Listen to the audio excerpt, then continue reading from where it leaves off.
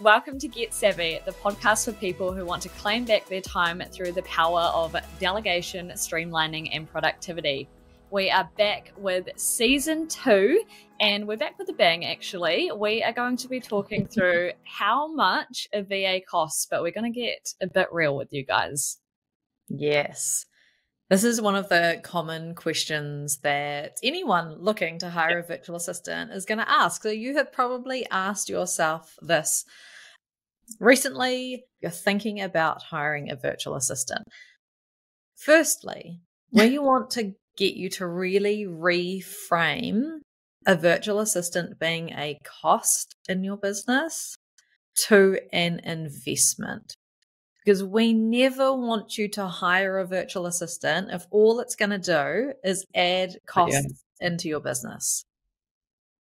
Yeah, definitely. I mean, you wouldn't do that for anything else in your business. You wouldn't just hire a random person that you don't need that's just going to cost you money. So yeah, you're not going to do that. Like everything in your business, we want this to be a good business decision. We want anything that is an expense that you add in, it either needs to be that you're adding that expense in because you can't operate your business without it. Like it's an obligation, or that you have to have it to be able to do business. Think like insurance, or like having equipment to do your job. Those are absolutely an expense. Yep. The other kind of type of expense that we want you to think about is that you're only adding that expense in because it's going to help you bring in more sales and ultimately help your bottom line. So things like, you're going to add in or pay for tools and apps only if that app is actually going to save you time or automate a process, keep you organized, or help you deliver great customer service. Like it's going to help you. You're going to get a return on that investment. You're not just going to start paying for tools if you don't actually need them and you're not going to get a return. It's not going to help you. It's not going to save time. We want you to think about hiring a virtual assistant in the same kind of category. It needs to help you bring in more sales and improve your bottom line. So what we don't want is it just to be an expense that reduces your profit and your sales. Profit, it goes down, it doesn't improve. That is not what we want for you in business. That is not a smart business decision. No, and it's not going to happen straight away either. It is an investment. It's not going to be immediately the first day that you hire a virtual assistant, but mid to long term, it's going to. Yes, it needs to improve your profit overall. Mm-hmm. Okay, so that's where this return on investment discussion comes in. We want you to actually do a return on investment calculation with us right here, right now on the podcast. Yeah. So get your pen and paper ready. Mm-hmm. We're going to do the ROI calculation. So firstly, what we need you to do is think about the time that you're spending during your week and list everything that you're doing out. That could be sales, marketing, actually delivering your service, payroll, accounts, invoicing, chasing up debtors, scheduling jobs. Yes, there's a long list. Booking appointments and meetings, managing your emails, booking your travel, typing up notes from meetings and action points, email follow-ups, even organizing birthday cards and client gifts, those kind of things, proofreading, website updates, inquiries on social media. The list is endless. Please just take a moment, pause the podcast if you need to, and actually list down absolutely every little task that you're doing in your week. And this is going to feel so tedious. Yeah. But actually, this is so important to make sure that you do get that return on investment. And when we do the calculation with you, you might be really surprised about actually how much money you're leaving on the table, and you are not paying yourself because you have not thought about what you actually do in your week. Because obviously it needs to be the right time for you to hire a virtual assistant.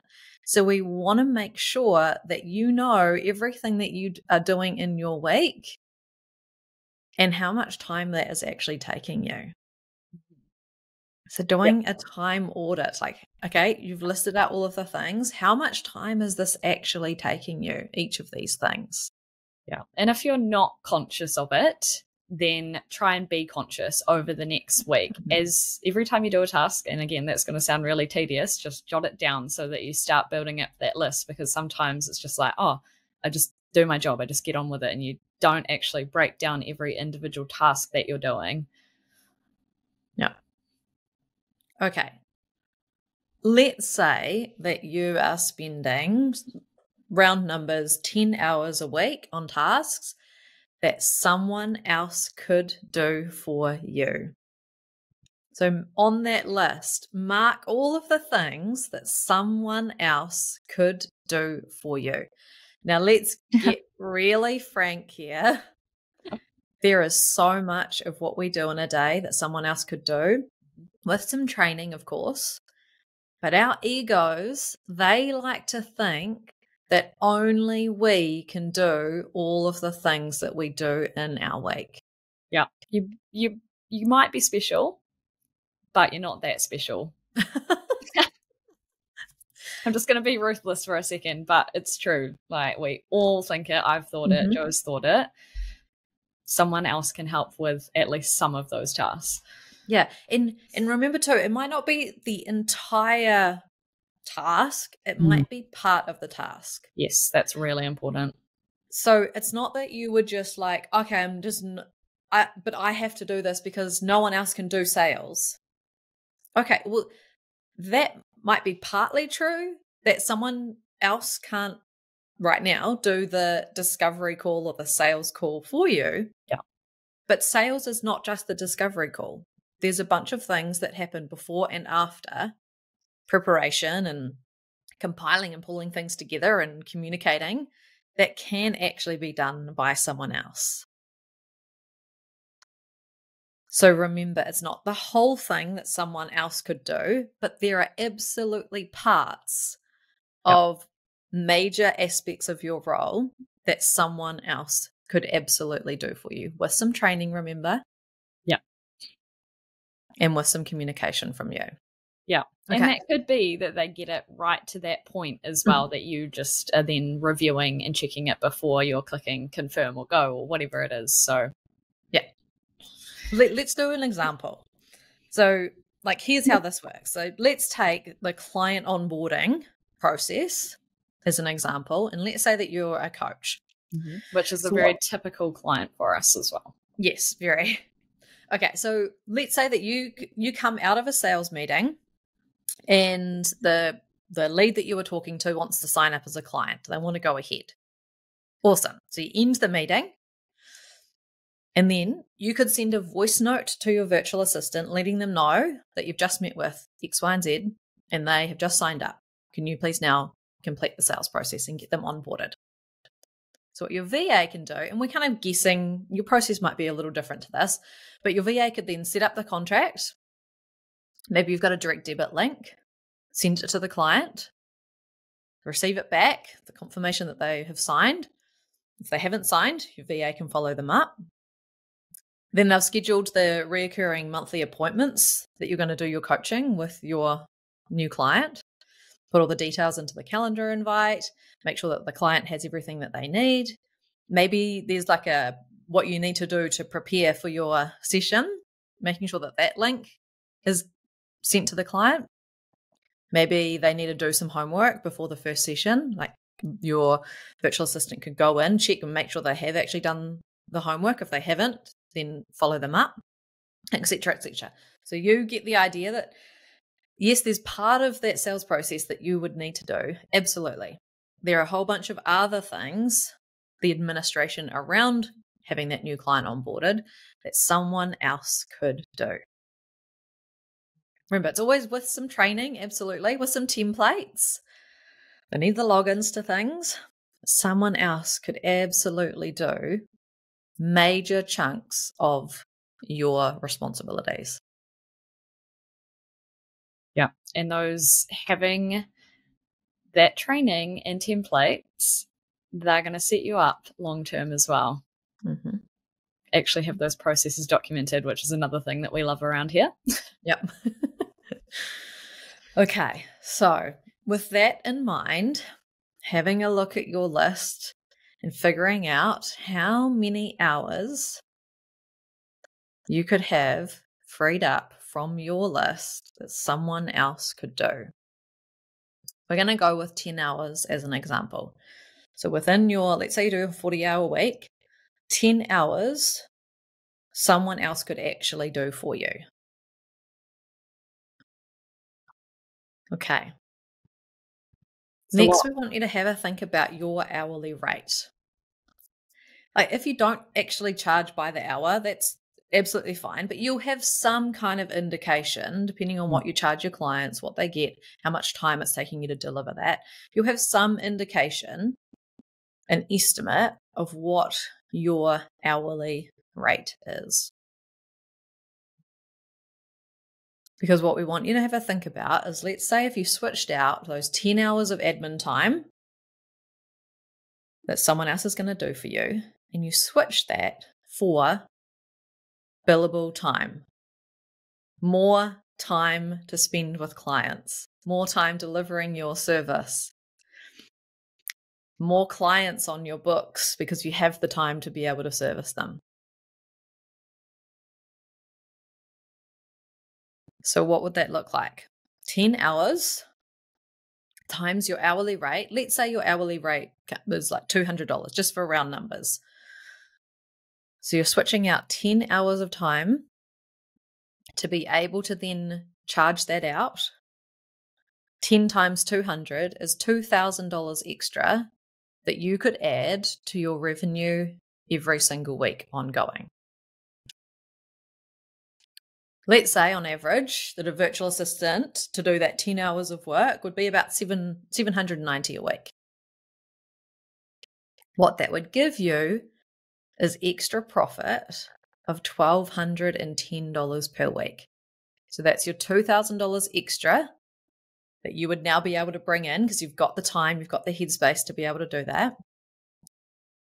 minus your $790, which you would pay to your virtual assistant, an extra profit of $1,210 per week. That's not insignificant. Now, we know that it's going to take some time to get your virtual assistant onboarded when they start with you, right? Then you're going to have to actually spend extra time getting them onboarded. It's going to feel a little clunky in the beginning. Yes, we totally get that. That is completely normal. Yes, and that's the point that everyone feels that is the easiest start. This isn't working, but yes, push through it. It's short term. Yes, that is very short term. So once you've got your VA onboarded, that means that you can spend your time on those revenue generated activities, which would then bring in those extra clients. So then you can be doing that extra profit of $1,210 per week. So let's say that you'd need to invest in your virtual assistant for 4 weeks to be able to get to that point where you have some new clients on board and they are up to speed and they've got everything running smoothly. So that would be $3,160 that you would need to invest up front to have 4 weeks of your new VA getting up to speed and you actually seeing that freed up time. And then you get that return of $1,210 a week. So it would take you about, say, 7 weeks to see the return kind of swing into your favor, where you are seeing that $1,210 now coming back to you. Like 7 weeks to then start having that return come in, I think that's pretty bloody good. Yeah, absolutely. And as you push through that 7 weeks as well, your virtual assistant is going to get really familiar with the tasks that they're doing for you. And that 10 hours that they're spending is going to become really efficient in how they're actually doing those tasks. They might be able to do it in less time or take on slightly more work because they've been able to really refine that process and get used to it. Yeah, and this is what they do. This is what they're used to doing. Admin is the thing that they are really, really good at. Whereas you probably didn't go into business to be really good at your admin. So you maybe a bit average at your admin right now, let's be honest. Someone else who like that's actually what they do day in, day out, like they're going to get really good at that. So that you doing your 10 hours of admin, actually, they could probably do it in maybe half the time. Yeah. And as they're going as well, if there are processes that they find in, your processes that they could speed up, they could automate, they could find a tool or an app for that, then they're going to make those suggestions and streamline that even more. And then, they can take more off your to-do list in return. Mm-hmm. Yeah, because what tends to happen is like, and this happens with me with my VA, it's like, okay, as they get up to speed with things, it's like, oh, the trust is amazing. I know that this person can take on more. Okay, what else that I initially thought that I couldn't hand over, now can I hand over? Yeah. Because you've got more headspace to think about these opportunities and see these things in your business. Like, what else could I get them to be doing? Because they get faster and faster. My VA, what they do now is like 5 times more what they used to do because they're up to speed. We've streamlined a bunch of things. We've found some opportunities. She suggested some things like how we can do things faster, implement some tools, because you have the headspace to do that. They suggest things. You are like, yep, that makes sense. Let's do that. Mm-hmm. It sounds counterintuitive sometimes because often when you're going into this, you do feel really mentally full. And so when you're at that point, you're just thinking, oh, I can do it myself faster. But actually, once you start handing over, then it does get easier and easier because, you build that trust, you build that relationship with your virtual assistant. Yeah. Let's talk about this in an annual investment terms, because this is where I really think that the numbers start to really add up and you can see the potential of what this could mean for you and your business. So let's look at your virtual assistant. If they were doing 10 hours a week, that's $790 a week. That would make it, your investment would need to be $41,080 per year. Like that's much less than an employee would ever cost you. Because remember too that with a virtual assistant, like that's where the costs end.